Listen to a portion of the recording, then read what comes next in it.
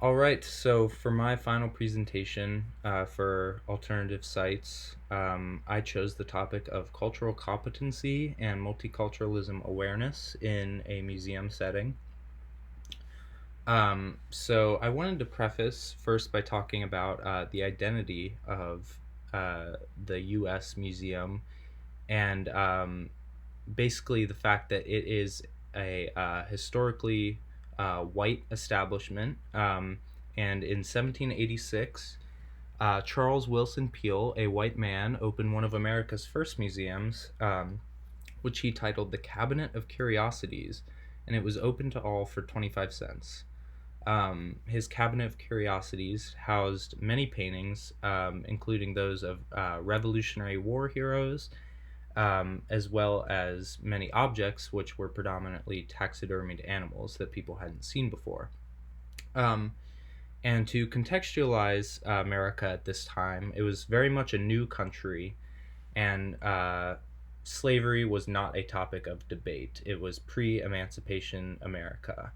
So when it came to his museum, anybody, be it adult or child, um, could walk in and see these glistening white heroes in beautiful frames. And museums such as these begin to introduce this narrative of othering in the sense that they house these curiosities and oddities that are deemed different or even abnormal to the typical viewer. So it separates the viewer from what they're viewing. Um, Furthermore, in the 1800s, James Smithson asked Congress to allow him to establish a museum of objects gathered from explorations, which would eventually come to be known as the Smithsonian Institute. So essentially, it was these white explorers that were leading all of these colonialistic expeditions around the world, and using the Smithsonian Institute as a depository for any sort of ethnographic artifact they would discover, acknowledging the objects in the museum not as stolen works of art, but rather as quote unquote found objects.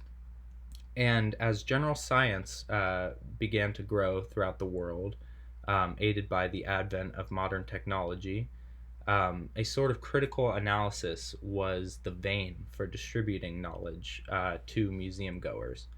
And as art museums grew in popularity over the course of the next few centuries, this type of critical analysis was transferred over from the typical science museum to the art museum in order to contextualize the artwork and to discuss it. So I wanted to now define multiculturalism. I found a wonderful definition that describes multiculturalism as a phenomenon that can be expressed as a quote unquote recognition policy based on the coexistence of various cultures in societies. The concept of multiculturalism is often confronted as a sort of multifaceted social system with social, historical, and political bases. So I like this definition because it acknowledges multiculturalism as a social system, but it goes on and goes beyond that to imply that it has these many sides to it, and it exists in a system with social, historical, and political implications. So, furthermore, moving on to multiculturalism in the United States, it did not really begin to earn true acknowledgement as an important tool for public inclusion until the civil rights movement in the 1960s came around. Um, and even then, this sort of true acknowledgement of other cultures and inclusion of them in the general public is still a topic that is gaining more and more traction every year as we sort of throw away the implicit biases that are carried by a lot of people in power. And so it certainly still remains this ongoing process as many of these underlying and unaddressed social issues come to light. with this unraveling of the implicit bias by these non-oppressed people that hold seats of power. So the question now at hand is, how does one exactly unravel this sort of implicit bias? So I found a great video that actually it serves to define what the implicit bias is, as well as defining racial anxiety, which is a term used to describe the sort of anxiety that comes about when two people of different racial backgrounds are holding a discourse. Implicit bias is the embedding of negative stereotypes and associations in our brains around groups.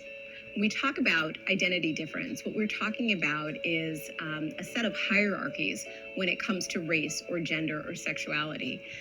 We take in so many culture cues over our lifespan that help us create these hierarchies of human value.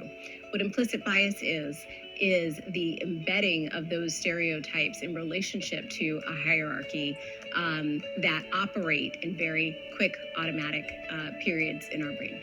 Racial anxiety is the feeling that we have in the middle of an interracial interaction when race drops into the conversation. So if you were white and all of a sudden the conversation turns towards race, you may worry that whatever you say next will make you be perceived as a racist. If you are of color and race drops in the conversation, you are worried that whatever comes next may invalidate your life experience and that you won't be seen fairly or truthfully. When that happens, your executive brains, both executive brains, are literally shutting down. They're going into fight or flight mode. And you cannot have a meaningful conversation or an interaction when both brains are butting up against each other. So our answer to that typically is avoidance, right? We run away from the conversation. The other alternative is to build up the intensity of that fight situation and go at it. We believe that understanding what underlies racial anxiety, understanding that race is not just a social construct, but also a physiological and an emotional construct, is something that is critical to helping us move forward and having more meaningful conversations around race. All right, so yeah, I think that is an excellent video that does a great job of describing the idea of the implicit bias and how it plays out in social situations. So more on the implicit bias. I believe that it is necessary to invite in multiple diverse perspectives to weigh in on issues that affect various people that distinguish themselves from one another in society. These groups that feel that they are distinct from other groups in terms of the cards that they've been handed in their lives. Um, this involves encouraging a discussion of issues and recognizing this sort of implicit bias not as an unalterable fault, but rather as a product of a particular upbringing and a lack of having seen oppression or felt oppression firsthand. Um, but it's also important to recognize that one's upbringing has the potential to alter one's life in ways that may not be visible, especially if the situational qualities of one's upbringing has not differed throughout the course of somebody's life. And so unraveling, discussing, and then putting aside this implicit bias to the best of one's ability allows for inclusion of other people from diverse backgrounds to weigh in on these social, cultural, and economic issues to be a lot easier. Um, However, it deserves to be noted that those in power need to recognize that the mere inclusion of diverse people on, say, a board or a team or just in a general group will not directly result in a culturally aware policy, product, or action if no discussion has been had. So it's important that the discussion happens and not only just including people of diverse backgrounds um, to better the situation and make it look good, like first person. Yeah, so moving on, if I can get this to work, there we go. So, multiculturalism in the art museum is definitely a topic that needs to be discussed in the sense that museums have indeed been subject to scrutiny for not taking into account the thoughts or feelings of oppressed groups. For example, we have the Theodore Roosevelt statue that stands outside the Natural History Museum. Um, from a visual analysis standpoint, we see Theodore Roosevelt sitting hierarchically and visually higher atop a horse next to two lower figures, which are a black man and a Native American man, in the sense that Theodore Roosevelt was not pillaging or making the black and Native American lives incredibly difficult, but rather leading them towards something such as freedom. Um, so, moving forward into the 21st century, it has become increasingly crucial that the voices of the oppressed are accepted and heard throughout all levels of the art institution, whether it be from the curatorial department to the museum goers themselves. Furthermore, these tools of inclusionary analysis can be certainly translated to the domain of the art museum, especially having become aware of the power of museums to distribute knowledge and affect people's worldviews. This introduction of multicultural awareness and cultural competency into the art museum will not only affect museum goers on scientific and social levels, but on emotional and even spiritual levels as well, given the fact that art has the power to evoke emotional and even spiritual responses in the viewers and the museum patrons. So I have divided the discourses that need to be had into four distinct categories for the art museums moving forward in an effort to encourage cultural competency and multicultural awareness discussion. So the first discourse is discourse on an artist belonging to an oppressed group. The second is discourse on content in an artwork that represents oppression itself. The third is discourse on artworks historically acquired through colonialism. And the fourth is discourse on artworks with a museum goer from an oppressed group. So, the first discourse is on an artist belonging to an oppressed group. So, when discussing the artists themselves, it is important to begin by first correctly identifying the artist. This may include, but is not entirely limited to, the artist's pronouns, the artist's racial identity, the artist's sexual orientation, and the artist's economic class. The educator should only include identifiers that the artist themselves has deemed relevant to interpreting and understanding their work. When discussing these topics with a museum goer, the educator should ensure that the information on the artist has been gathered from the artist themselves whenever possible, rather than strictly relying on research. So, an interesting example that I have that falls into the domain of this specific discourse is that of the artist Jean-Michel Basquiat. Here on the right, you see the painting of his Hollywood Africans, painted in 1983. And so when Basquiat was coming onto the scene, a lot of the art critics and scholars tended to deem his work as childlike or primitivist. And these words are a pretty interesting choice for an art critic, seeing as that they sort of take his art off of any sort of pedestal and reduce it and take it down to the level of a child or a primitive person or primate. And these are inherently stereotypical terms meant as reductionist terms to take the artist down a notch. When really, a lot of other scholars view Basquiat's work as incredibly clever and well spoken and satirical, and he is acting out against the art world that he has now suddenly become a part of in the 80s. The second discourse is discourse on content in an artwork that represents oppression itself. So when discussing content that relates to oppression, it is important to confer again with the artist um, after writing a script of what the educator plans to say to the museum goers. It's imperative that the educator is versed in the historical context of the oppression that is being discussed and portrayed in the artist's work. Um, so I found an interesting institute called the Cultural Competence Learning Institute, which offers a year-long professional development initiative for museum leaders and educators in order to educate on and promote cultural awareness, allowing for museums to be laden with diversity promoting policies and services. Um, and I felt that a course such as this would definitely prove beneficial to any museum educator, as well as to other outreach programs offered by a museum.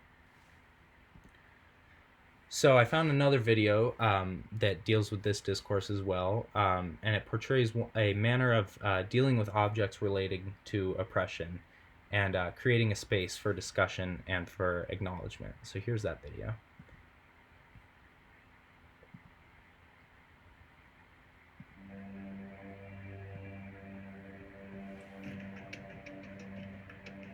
I started collecting racist objects when I was a teenager, and the stuff was everywhere. At a certain point, I ended up with thousands of pieces. I didn't know what I would do with it. I just thought a lot about what it meant to be a person of color living during Jim Crow. Had no intention of creating a museum, but the collection kept growing. So in the 1990s, I gave my collection to the university. It took 15 years, but in 2012, we opened this museum. I have lots of respect for museums that celebrate African American history, that celebrate African American accomplishment, but that's not what this facility was. I wanted to create an actual racism facility, to have people focused on this specific topic in terms of our history. So if you just have a society with millions of just postcards like this, does that reinforce certain ideas about Black people and white people?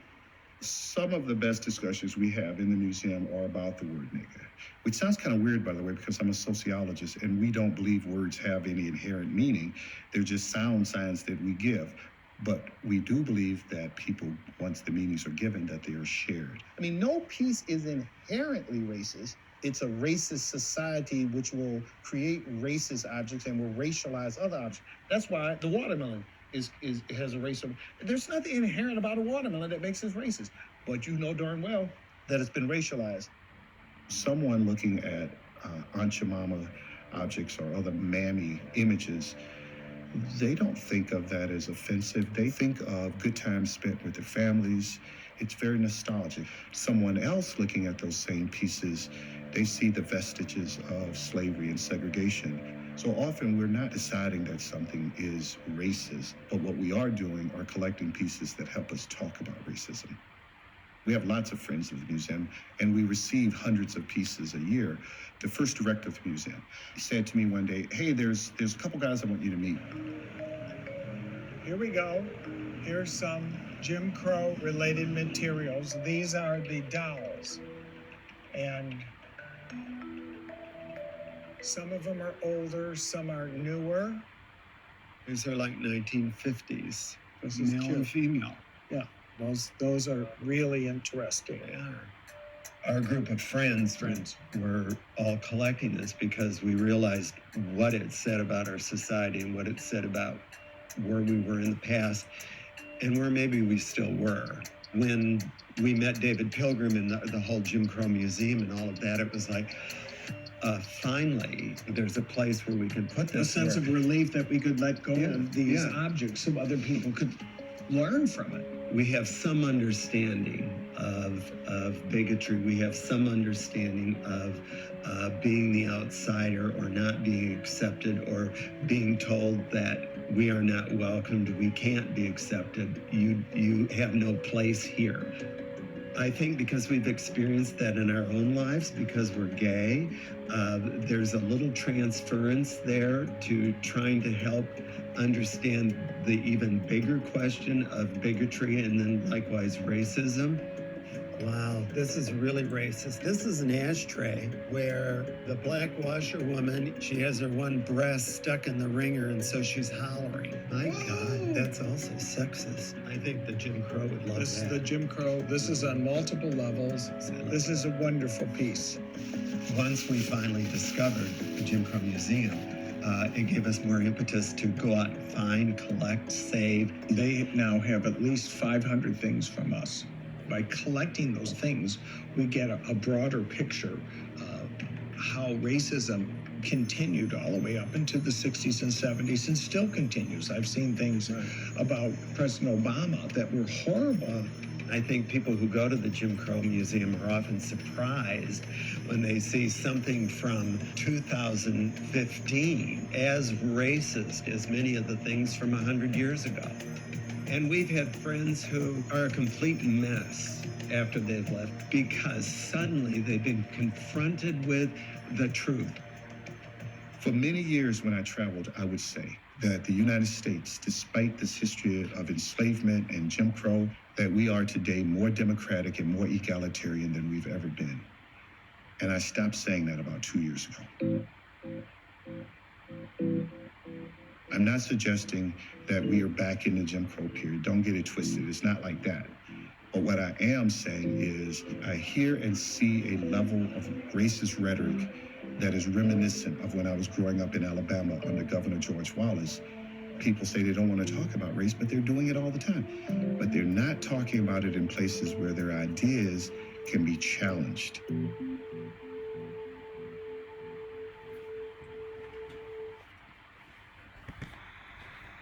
So that's the end of that video, and I think it does a very good job on contextualizing these issues into today's current political climate. However, I do feel that the two white collectors, they did seem a little interestingly and sort of strangely excited, and I'm not certain about their ability to hold a dialogue about the transference of oppression from the gay community to the black community.